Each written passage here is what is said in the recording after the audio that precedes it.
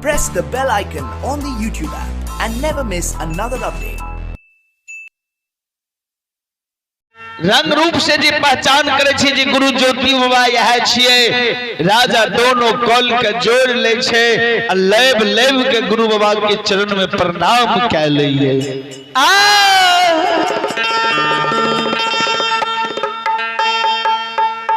राजा जी गुरु बाबा के चरण में प्रणाम करे छे श्री गुरु महाराज राजा चंद्रवली के आशीर्वाद दैये राजा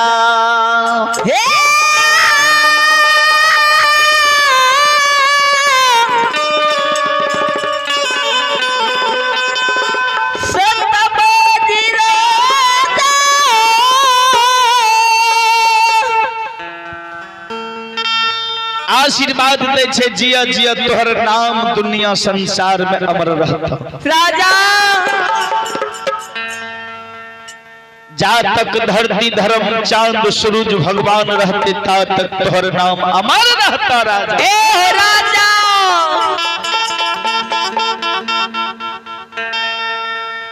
गुरुदेव आशीर्वाद दे के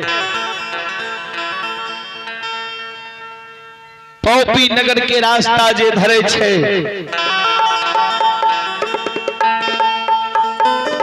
राजा चंद्रबली दोनों कोल जोड़ के आगू में खार हो छे गुरुदेव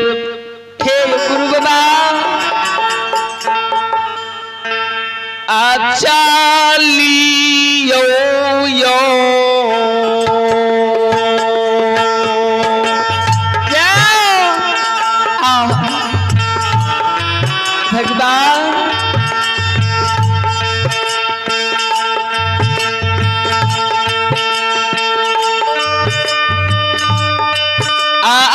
चलियो यो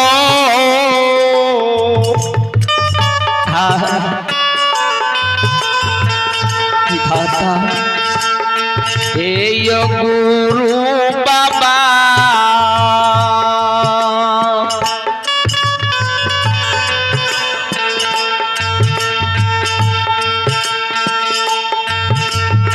चलियो या छामी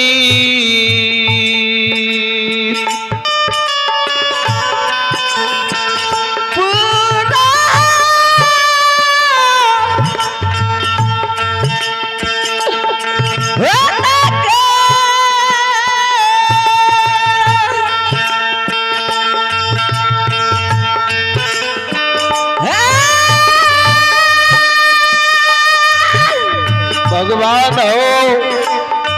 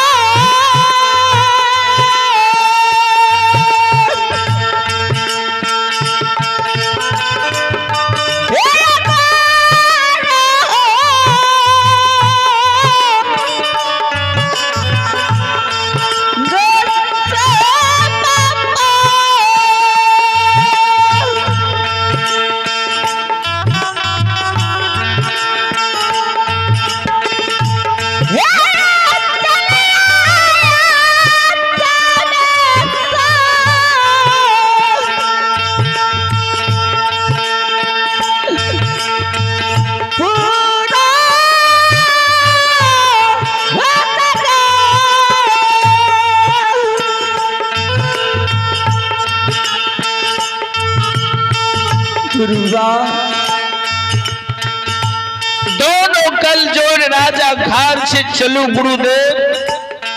ए बाबा अक्षमित नगरी के चलियो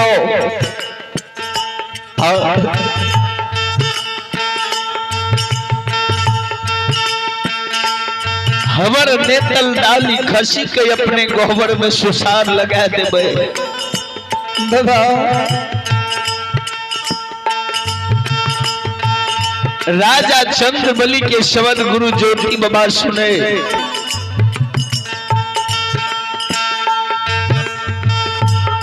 राजा चंद्रबली से कल के राजा हे ओ राजा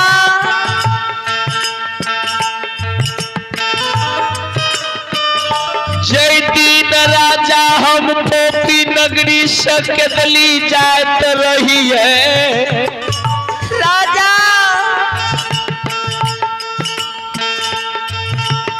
वे दिन में माई के उम्र लगभग 80 बरस बीते रहे। राजा एक हमरा समय की अभागल एकलौता बेटा माई के गर्भ से जन्म ले लो।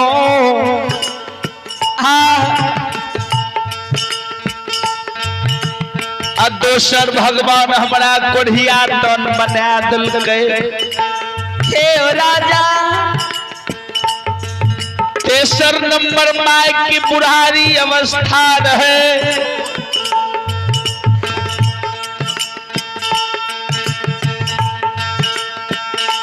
से माई पोपी नगर में भागल एकलौता कोढ़िया बेटा के चिंता में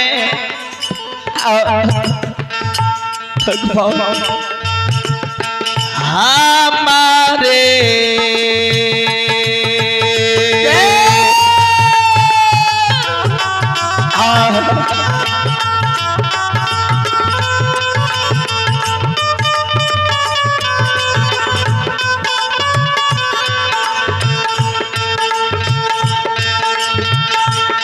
आयो हमारे सोग में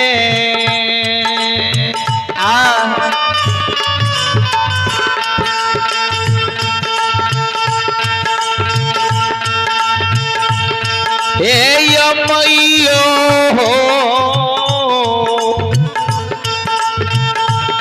धर्मा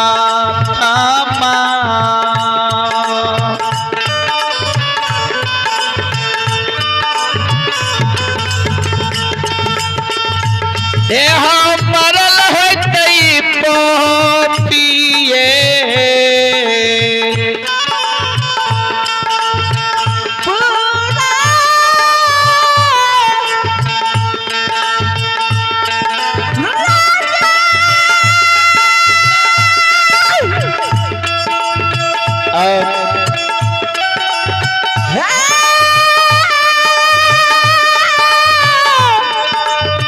राजा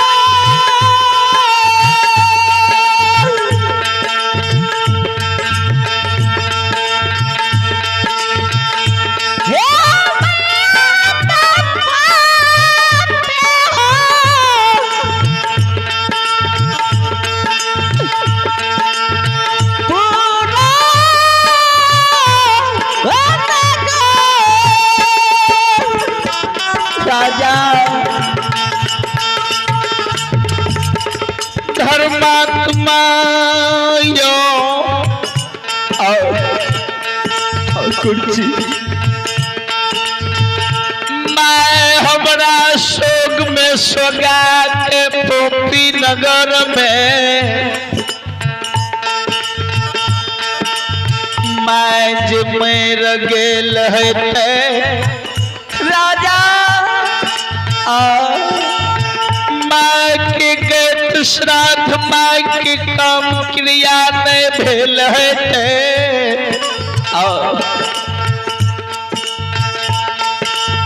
हो धर्मात्मा राजा चंद्रवली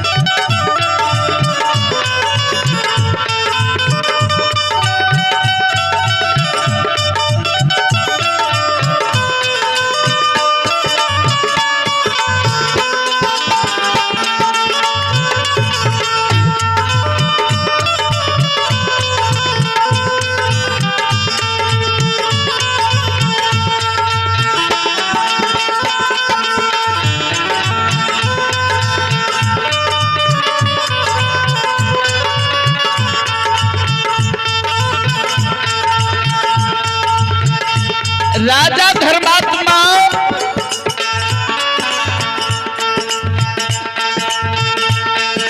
माँ जे मर गेल है ते राजा हो माँ की काम क्रिया माँ की गैर श्राद्ध ने भेल है ए हो राजा माइयो के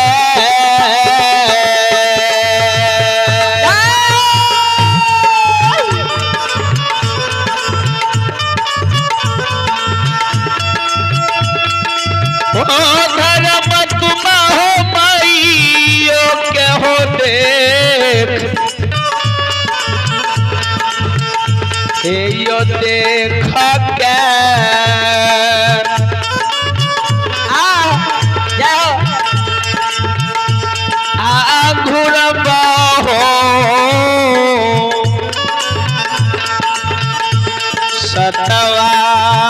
सतवादी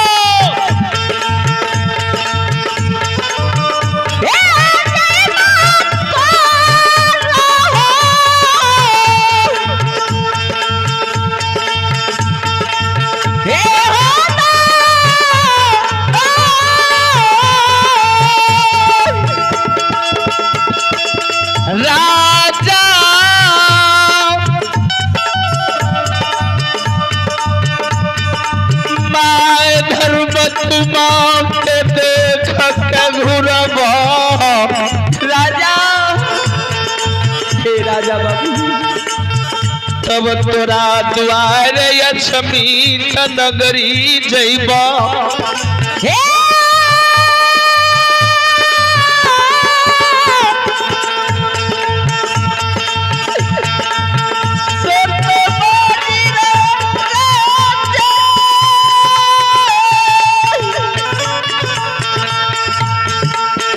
तोरा द्वार पर तब जइबा राजा होने तल डाली खसी के राजा गहबर में सुसार लगइबा आ गुरु के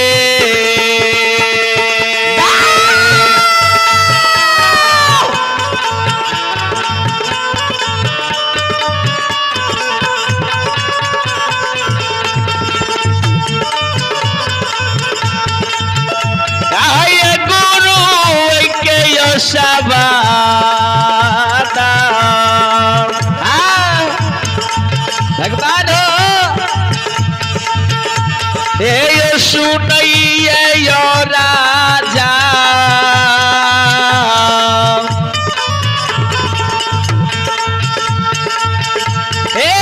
गिरे छै चरण पर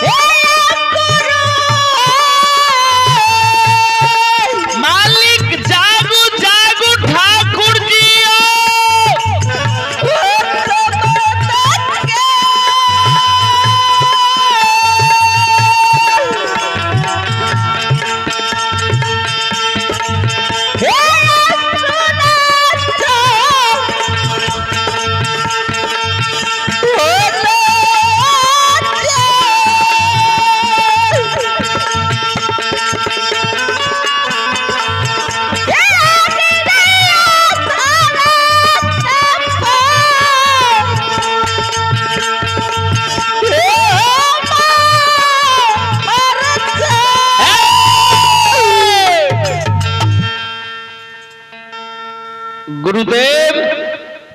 बाबा राजा दोनों कल जोड़े छे गुरु महाराज चलू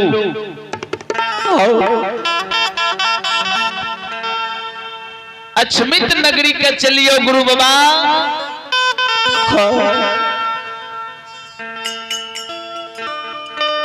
ने तोल डाली खसी गहबर में सुसार लगा दे भैयो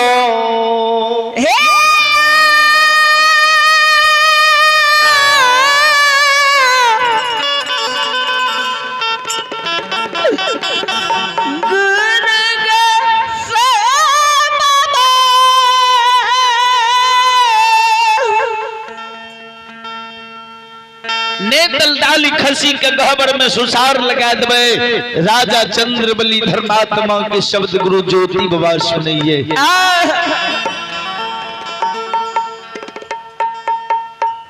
गुरु ज्योति बाबा कहलखिन राजा चंद्रबली सुनवे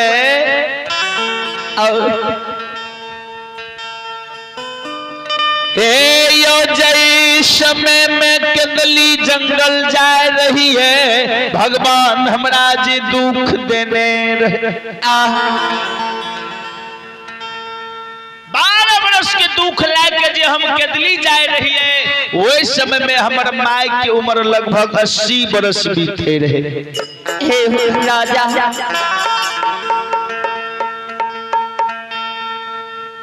एक माय के वृद्धापन समय रहे और दोसर हमरा सब के एकलौता भागल बेटा कोढ़िया के चिंता से हमरे सोग में सोगा के माय पोपी नगर में मार गेल है। राजा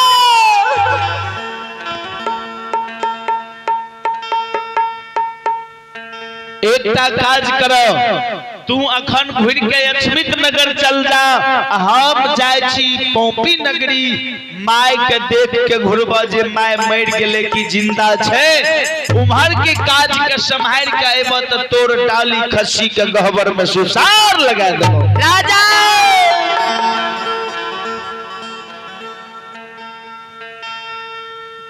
गुरु बाबा जी बात कहल के राजा चंद्रबली के सरकार, राजा चंद्रबली के त बड़का विपद पड़ल रहे, बहुत भारी विपद राजा चंद्रबली के पड़ल रहे। राजा चंद्रबली वाला विपद अभी तक उम्मीद छे जे केकरो नहीं पड़लै।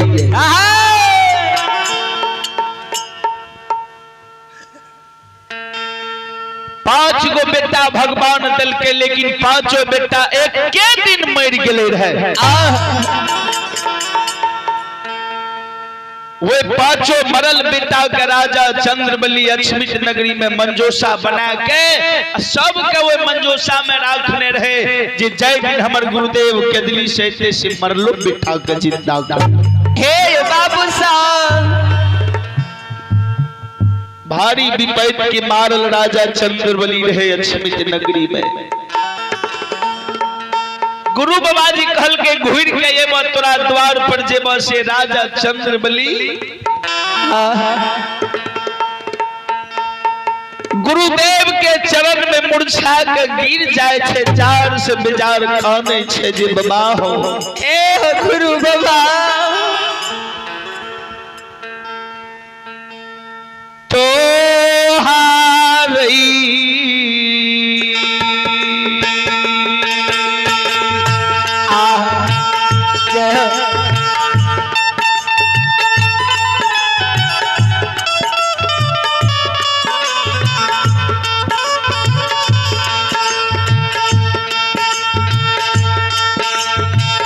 बाबा यो तो हारइयो करा गुरु बाबा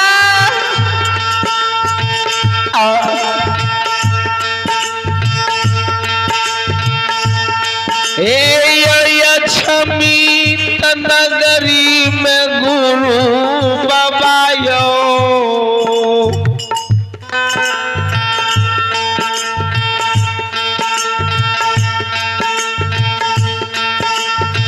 ला गई दीवासा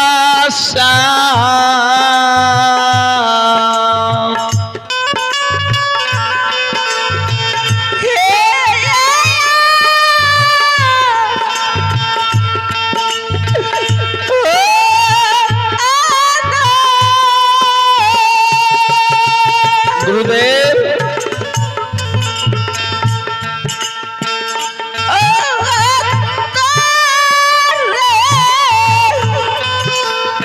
मालिकियो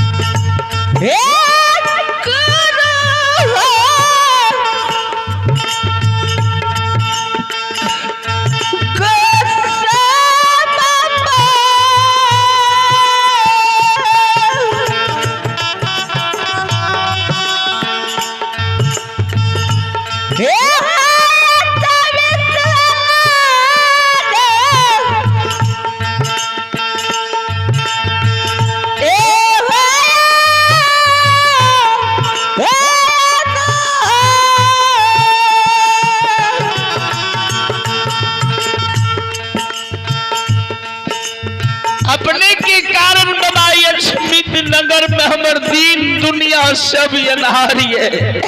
बाबा गुरु बाबा के चरण पर गिरल जे रहे, जार से बेजार जे काने रहे राजा चंद्रबली। आय गुरु ज्योति बाबा का पिछला विपैत की याद पड़ गए जे कोढ़िया शरीर लाकर जै समय में केदली जाए रहे वही समय में सहोदरा बहिन भी वीरान भए गेले रहे गुरु बाबा के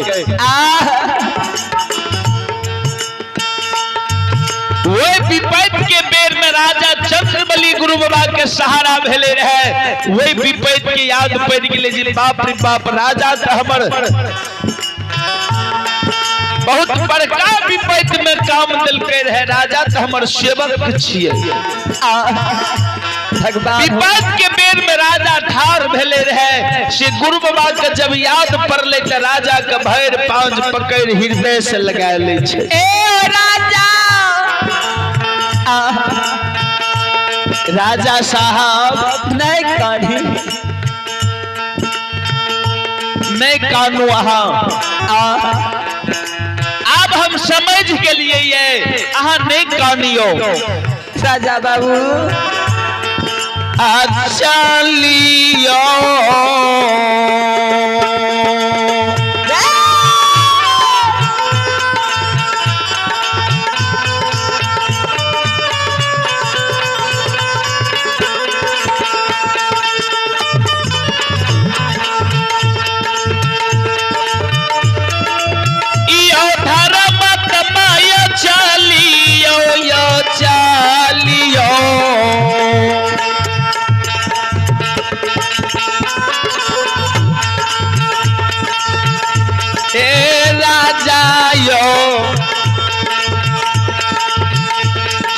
सतवादी आहो जइबा तोहारो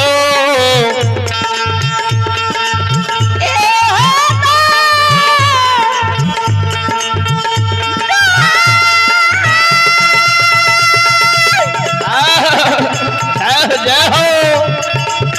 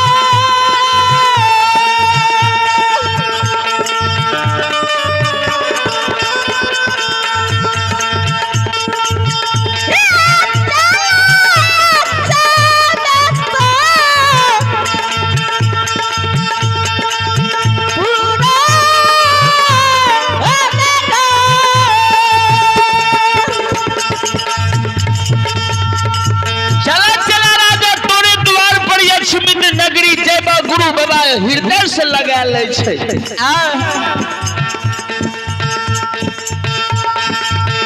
अछमित नगरी के रास्ता राजा चंद्रबली गुरु बाबा के नेने आव चल दिलखिन हे श्रोता भगवान गुरुदेव आगू आगू ज्योति बाबा अब पाछू पाछू राजा चंद्रबली गुरु महाराज के आधार में अछमित नगरी के रास्ता जा रहा है बाबा घरी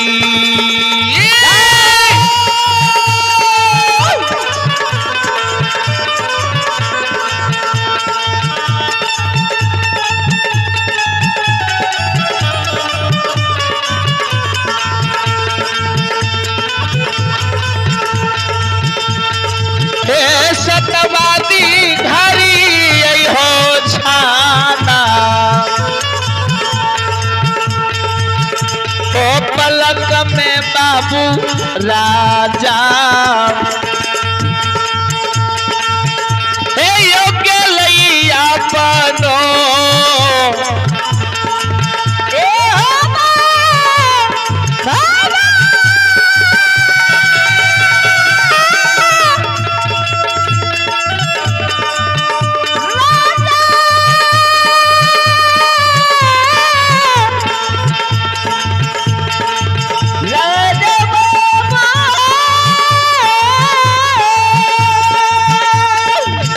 हे सुनो सुनो सुनो भैया सुनो भाई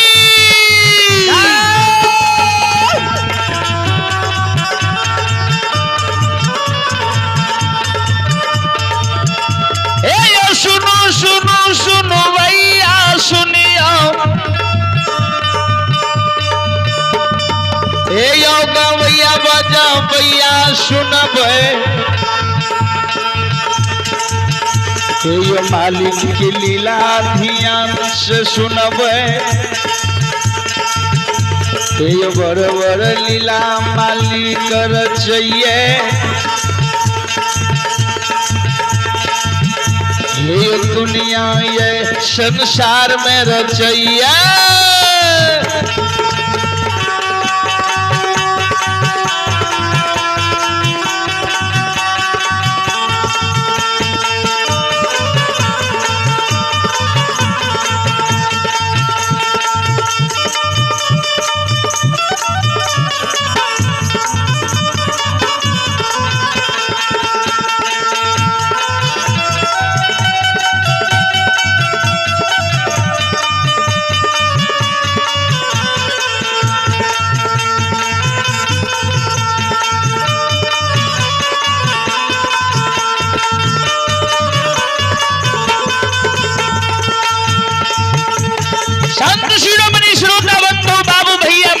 सब ध्यान से सुनब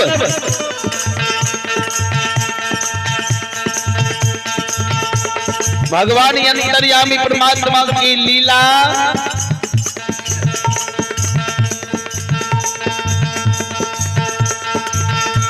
गुरु बाबा के आधार में राजा चंद्रबली अक्षमित नगरी अपना द्वार पर जब आवइए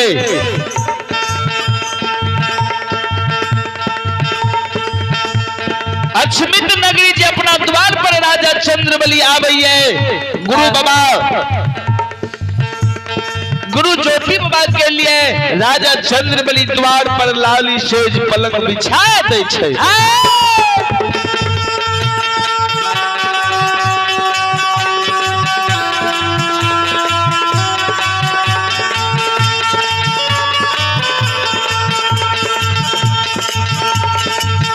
श्रोता बंधु श्रोता भगवान द्वार पर लाली सेज पलंग जे बिछा दिए वही पलंग पर आसन लगा दिए और वही पलंग पर गुरु महाराज के बैसा दै छै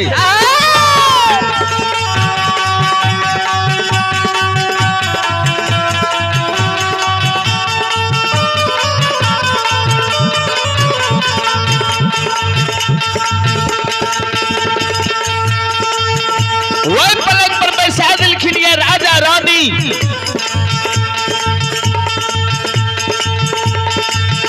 आयो गुरु वही के चाराना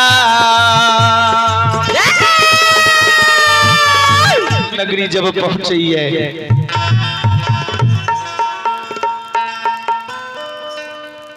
राजा चंद्रबली द्वार पर लाली सेज पलंग बिछा दे वही पर आसन लगा दिए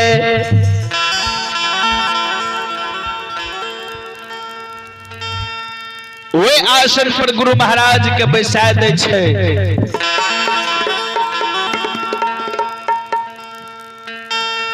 राजा चंद्रबली रानी चंद्रावती थारी मांझ ले लोटा मांझ ले एक लोटा जल भर ले छै आ गुरु बाबा के लोग चल आवे छै पैर के नीचा में थाली के लगा दे छै ऊपर से लोटा के जल गिरावे छै जेना आइयो देखे होबे आइयो काल के समय में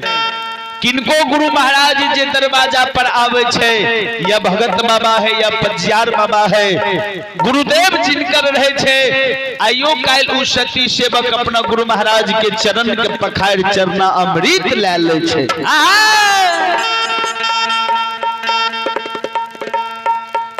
राजा चंद्रबली दोनों पति पत्नी गुरु बाबा के चरण पखारइए लोटा के जल के गिरावे छे चरण के पखारइए मंगल गीत गावइए केना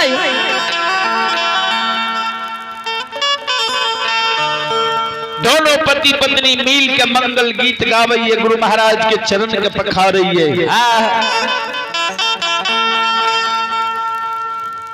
बहुत दिना न पर गुरु मोरा अइलै रे खेलन में हरि झूमहरी। बहुत दिना पर गुरु मोरा अइलै रे खेलन में हरि झूमहरी। बहुत दिना पर गुरु मोरा अइलै रे खेलन में हरि झूमहरी। बहुत दिना पर गुरु मोरा अइलै रे खेलन में हरि झूमहरी। आजू लेबै चरण पखार रे खेलन में हरि झूमहरी। आजू लेबै चरण पखार रे खेलन में हरि झूमहरी। आजू लेबै चरण पखार रे खेलन में हरि झूमहरी। आजू लेबै चरण पखार रे खेलन में हरि झूमहरी। शरण पखार हम शरण अमृत लेबै रे खेलन में हरि झूमहरी। चरण पखार हम चरण अमृत लेबै रे खेलन में हरि झूमहरी।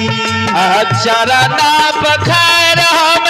शरण अमृत लेबै रे खेलन में हरि झूमहरी। चरण पखार हम चरण अमृत लेबै रे खेलन में हरि झूमहरी। आजू लेबै चरण पखार रे खेलन में हरि झूमहरी। आजू लेबै चरण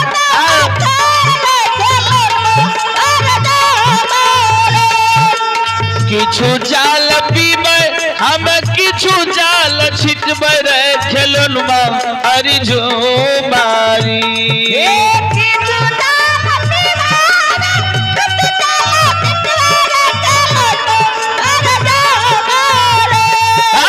किछु जाल छिटबै घर द्वार रे खेलन में हरि झूमहरी। किछु जाल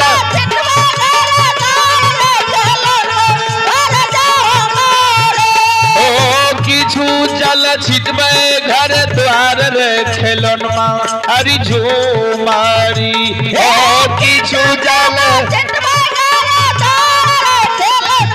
हरि झूमहरी।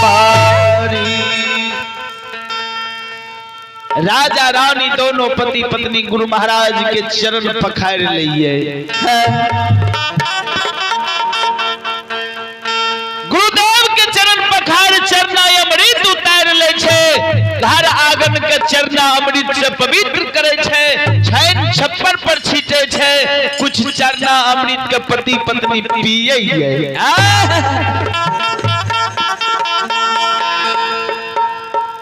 गुरु बाबा के चरना अमृत हुनकर नामे भेले चरना अमृत। आदि अमृत के समान होय छे गुरुदेव के चरण अमृत।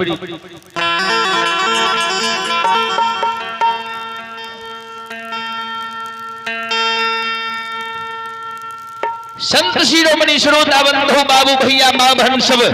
हरेक सती सेवक के चाही जब हमरा दरवाजा पर हमर गुरु महाराज अइले जिनकर पूजा हमर पुरखापति करने लिए जेकर मान सम्मान हमर पूर्वज देने लिए ई हमर गुरुदेव छिए। हुनकर चरण के जरूर धोना चाही।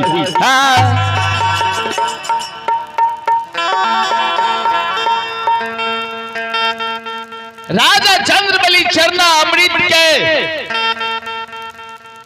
लाके छैन छप्पर घर द्वार सगल पवित्र क्या रहले जे गुरु बाबा एलिए।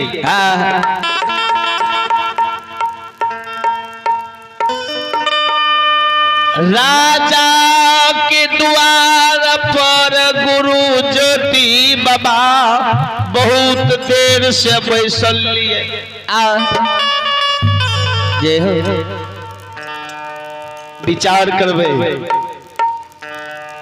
जब राजा के द्वार पर गुरु महाराज गेले ने तो कुछ देर राजा के द्वार पर बीते छे बैसल अनी घंटा 2 घंटा जब बीते छे तो गुरु बाबा आब मन में विचार करे लागे छे।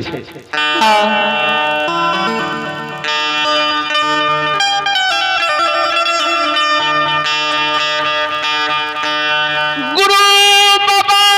कहैया राजा हे यो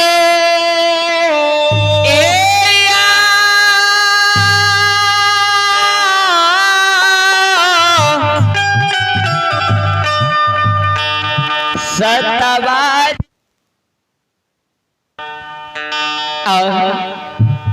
गुरु महाराज के मन में विचार करे लागे छे जिस समय में हम केतली जाए रही है वही समय में राजा के वचन देने के लिए रहे।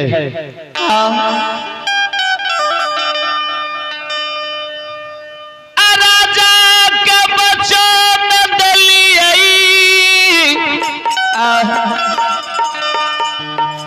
जी 5 गो बेटा के जन्म होती है राजा विश्वास का के गठरी बांधल हे ठाकुर जी लागे छे जे राजा के देल वचन पूरा अछमित नगरी में नहीं भेलैये।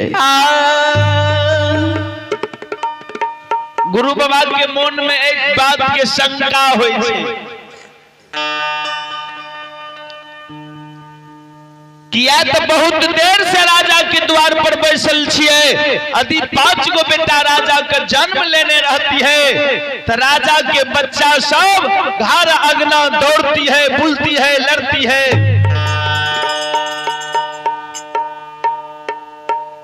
लागे छे जे राजा के भगवान पुत्र नहीं दिल के ये दुनिया में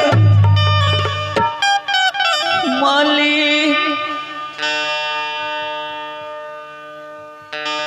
राजा के द्वार पर गुरु महाराज सोच विचार ले छे राजा चंद्रबली के बुलावे छे जे राजा साहब हे हो राजा बाबू हे यो सुनो सुनो राजा यो सुनिया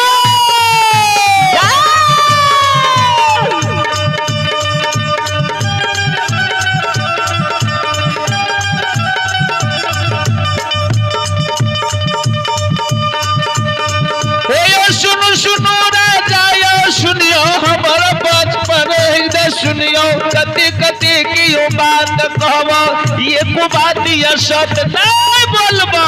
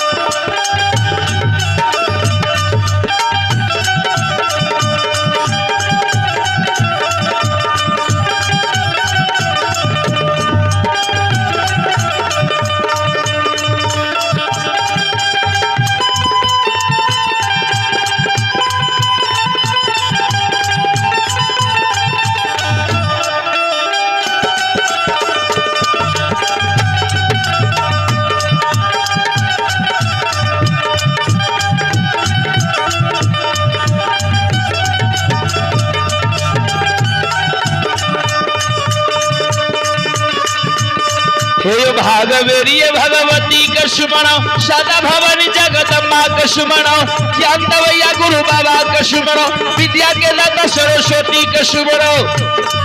एहो गौरी पुत्र गणेश के सुमनो उमापति महादेव के सुमनो काली मैया महाकाली के सुमनो घर के मैया गहील के सुमनो देवी देवता सब के सुमनो।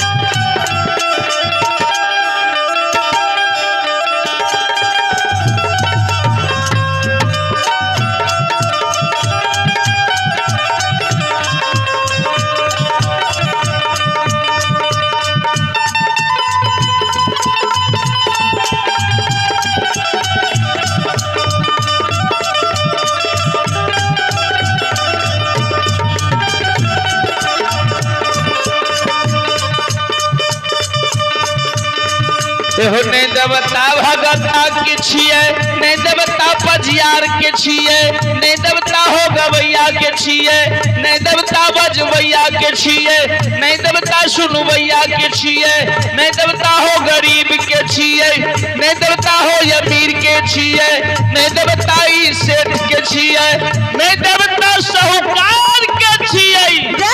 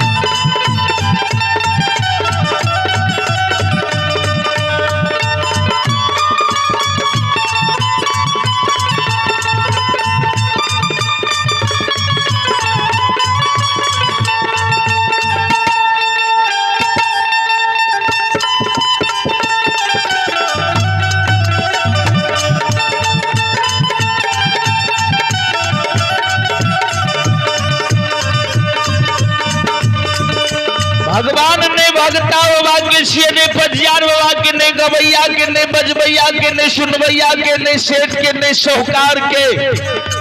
कर छिए ने मुखिया, ने सरपंच, ने मुख्यमंत्री, ने प्रधानमंत्री केकरो भगवान नहीं छिए। तब भगवान छिए केकर कहियो ना आयो भगती के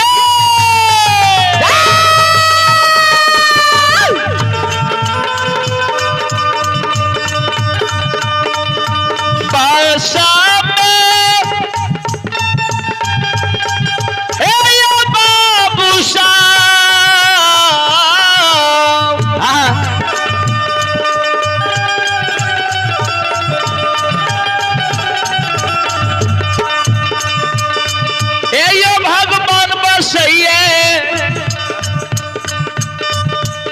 परमात्मा आयो बस ईश्वर भगती के भागती के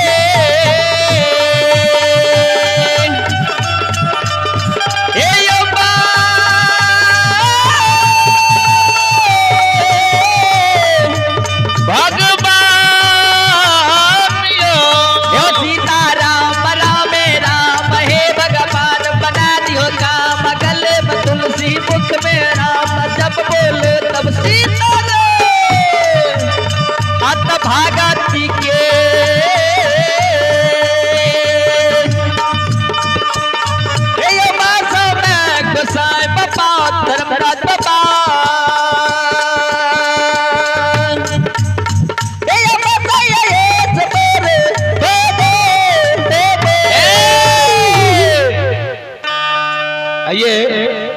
यह है भगवान के दरबार में श्री शांत कुमार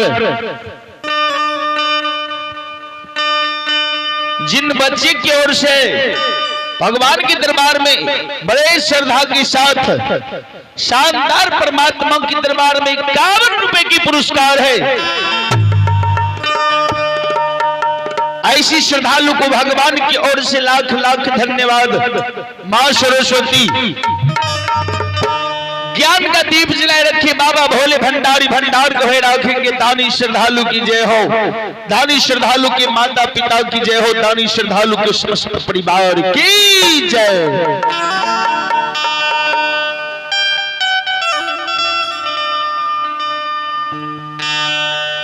भगवान अंतर्यामी परमात्मा गुरुदेव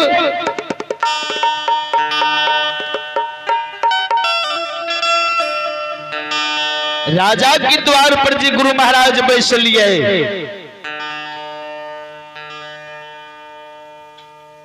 से मन में गुरु बाबा विचार करे छे जे राजा के विपैत के समय में वचन दे के केदली के लिए रहे।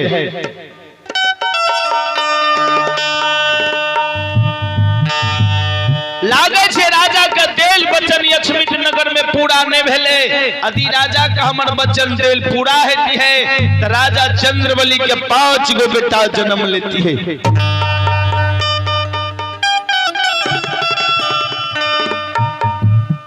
से राजा के 5 बेटा आंगन घर करती है, बुलती है, लड़ती है। से एकोटा बेटा के हम तखन से नहीं देख रहल छी जे राजा द्वार पर हम लगभग 2 घंटा से बैठल छी।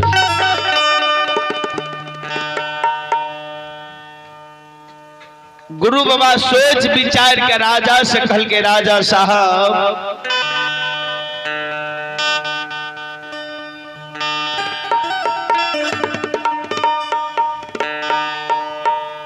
एगो बात अहा बतइयो ना। राजा कल जोड़ खार छे बाबा बोलियो। गुरु बाबा कहिए राजा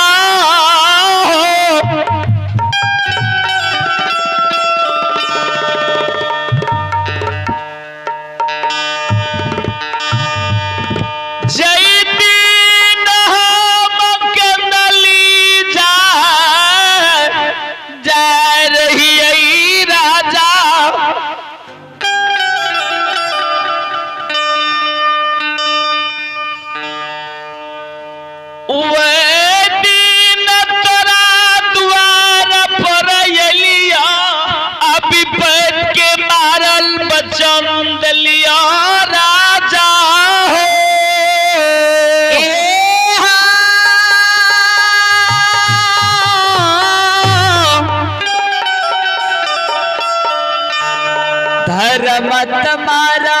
राजा हो।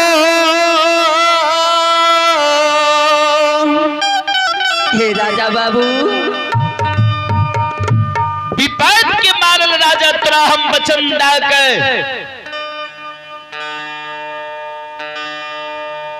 अक्षमित नगरी से केदली वन जंगल के लो। राजा धर्म तमा ठाकुर जी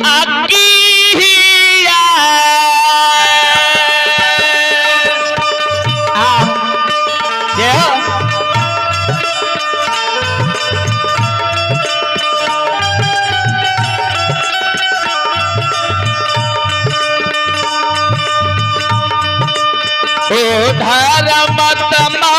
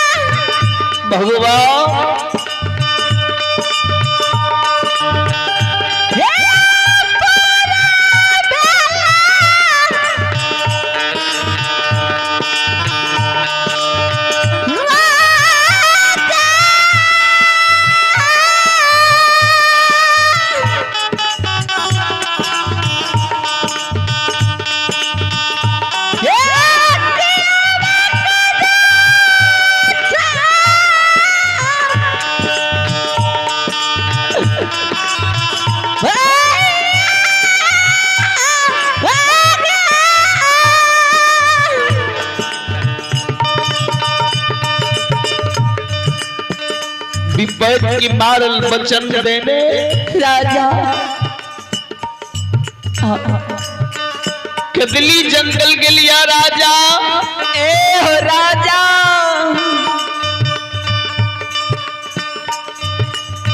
की दिल वचन पूरा भेलो की झूठ भेलो राजा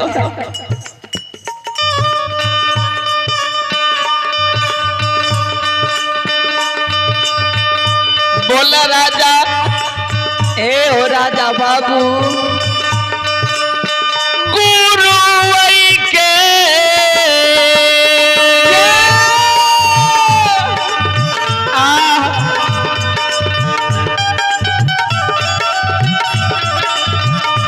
हो सबादा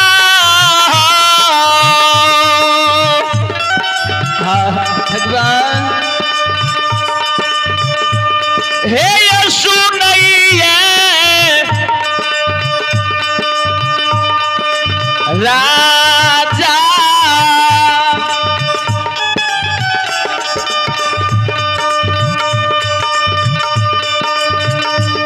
आयो कोल जोड़ के भेलई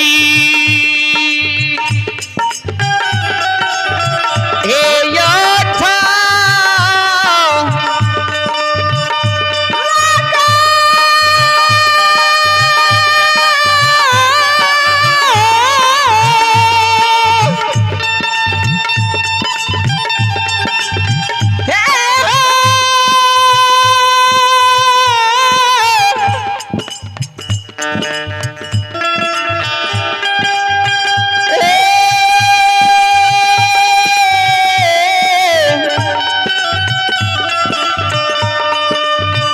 राजा बाबू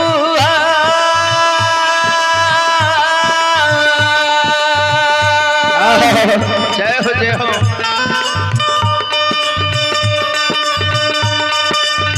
हे धर्मात्मा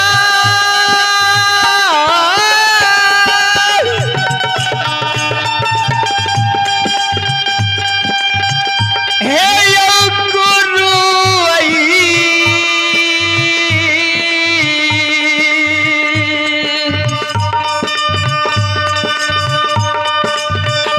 हो सबा क्या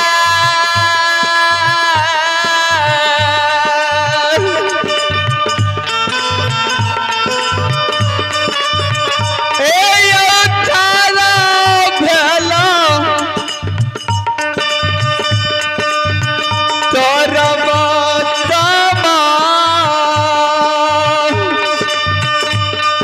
जय हो हे गुरु काका भई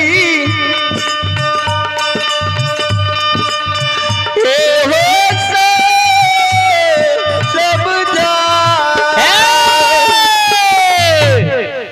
गुरुदेव हे बाबा आइए पुरस्कार की ओर आप हैं अखिलेश कुमार शेरबासा आप हैं अखिलेश कुमार शेरबासा इनके माता जी की तरफ से भगवान के दरबार में और हम लोगों को आशीर्वाद स्वरूप माता जी की ओर से 21 रुपए की पुरस्कार है और चले आइए आप है हमारे माननीय संजय यादव यज्ञकर्ता आप हैं संजय यादव यज्ञकर्ता के बड़े भाई इनके पुत्र हैं सुशांत कुमार सुशांत बाबू के ओर से भगवान के दरबार में बड़ी श्रद्धा के साथ शानदार 51 रुपए की पुरस्कार है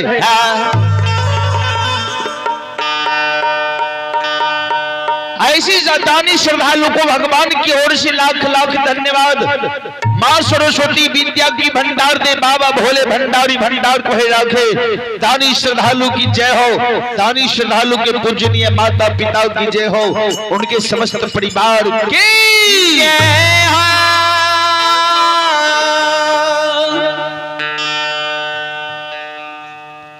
भगवान ऐ गुरु ज्योति बाबा जी राजा के द्वार पर बैसल से कल के राजा एक बात बताओ। हे हो राजा विपैत के समय में जो हम कदली जंगल जाए रही है वह समय में तोरा बचन दिलिया की बचन तोरा पूरा भेलो कि झूठ भए गेलो ये राजा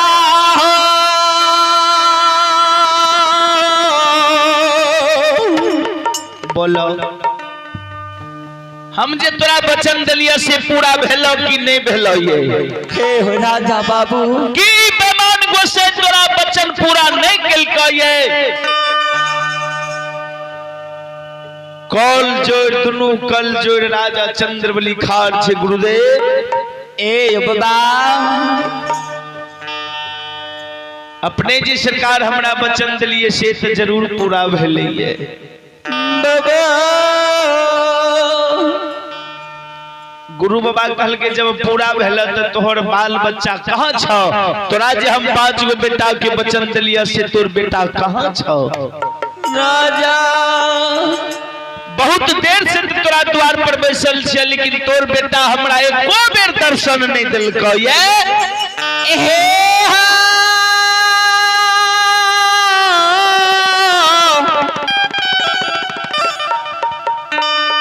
सतवाजी राजा धर्मत्मा राजा हो तोहर बेटा तो हमरा एको बेर दर्शन नहीं दिलको ये से तोर बेटा कहाँ छौ राजा नेत्र से आंसू भटा भट गिर रहले राजा के गुरुदेव क्षमा करबे हे युवा अपने ये के दिल वचन तो सरकार जरूर पूरा भेले लेकिन धर्मराज बाबा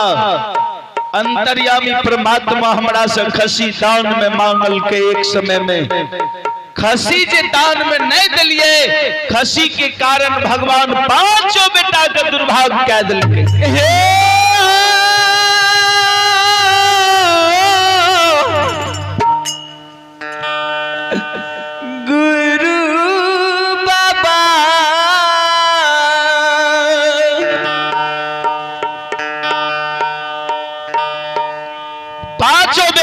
भगवान यक्षमित नगर में दुर्भाग्य कह दिलखिन गुरुदेव हे बाबा से बाबा हो मेरी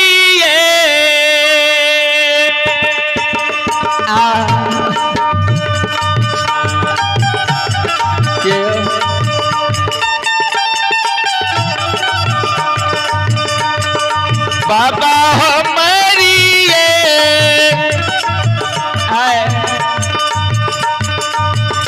ओके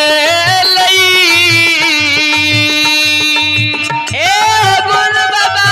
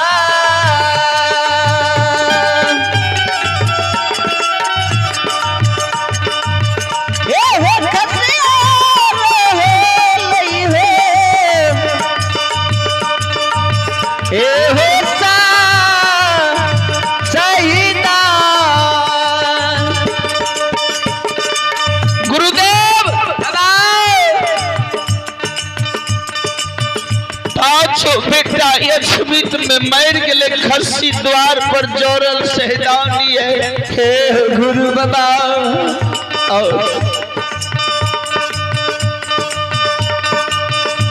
गुरु बाबा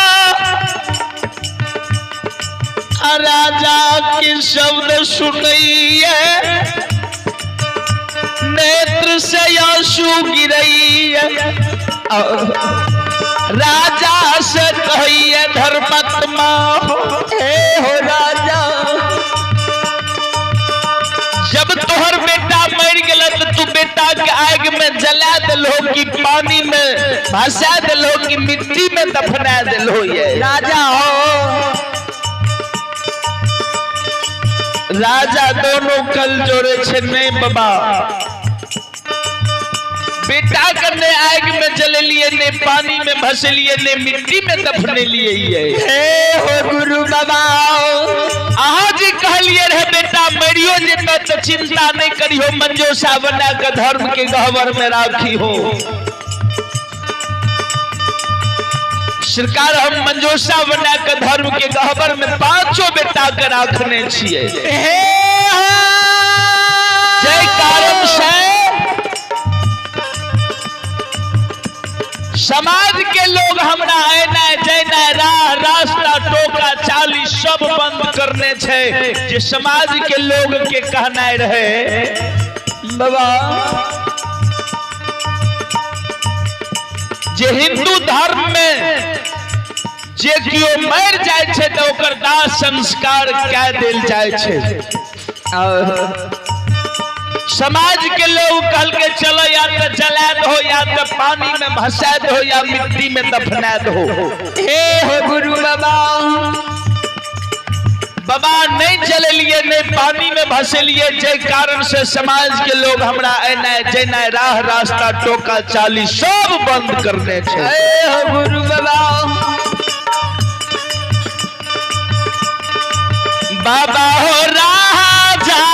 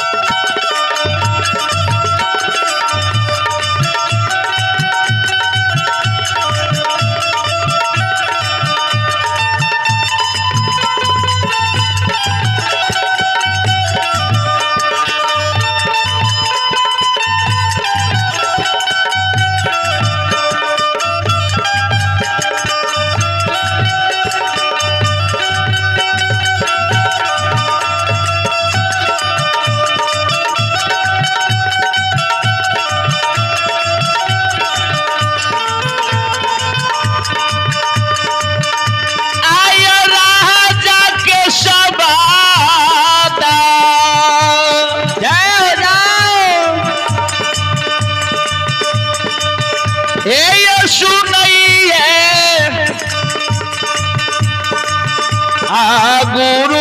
बाबा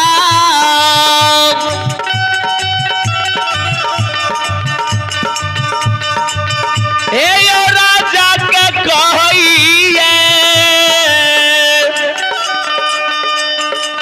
हे यो सा